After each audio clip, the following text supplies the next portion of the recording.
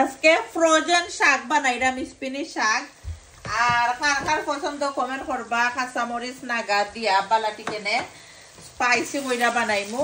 তো ফার্স্টে আমি রসুন পেঁয়াজ পরিমাণ মতো তেল দিয়া পেঁয়াজরে ব্রাউন করে লিছি দেখতেও পাররা।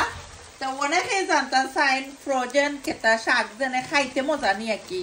আমার তো যে ভালো লাগে মাঝে মধ্যে, মানে সবসময় তো ফ্রেশ আইনিয়া খাটা যায় না, টাইম থাকে না লন্ডনও।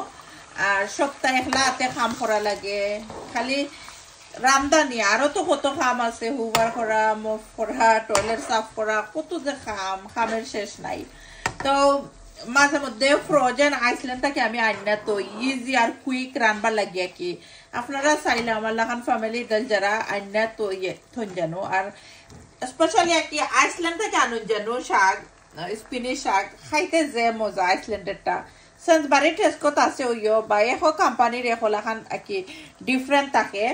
এর লাগে আমি কইরাম। তো ওইখানে আমি দেখতে পারলাম পরিমাণ করে কাঁচামরিচ আর 2 পিস নাগা দিছি। বেশি একটা জাল দিতাম না, বিকজ আমার রামিসা প্রিন্সেসের পছন্দ নাই বেশি জাল আর কি, মিডিয়াম স্পাইস খাইন। তো দেখো তো আমি কাঁচামরিচ আর নাগা 2 পিস আড করে লিছি। আর এখন আমি বালানি সুফ্রো করে মিক্স করে দিব। আর একটা নানি অনেকে বুঝুন শাক এটা ওয়াশ করা নাই, এই শাগা কি লেখা আছে ওয়াশ করা।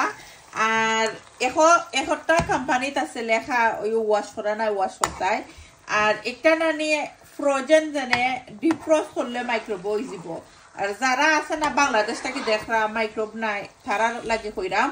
আগের লোক আমি বাংলাদেশ থেকে আসলে বাংলাদেশের মানুষ তো একটা ফাইতা নাই, সরি আছে আসলে খেয়াল করছি না। তো অনেক আছেন অনেক দেশ থেকে দেখরা, বিদেশেও যারা আছেন তারা কাছে তো ওভেন অবভিয়াসলি থাকে ফ্রোজেন আর কি। আর নাইলে বাহইরা তুইতে পারবা, রাত্রে বাহইরা তুইলে একবারে মানে আইস ছুটি দিব আর কি। আর আইস ছুটি গেলে যে ফ্রেশ লাগে।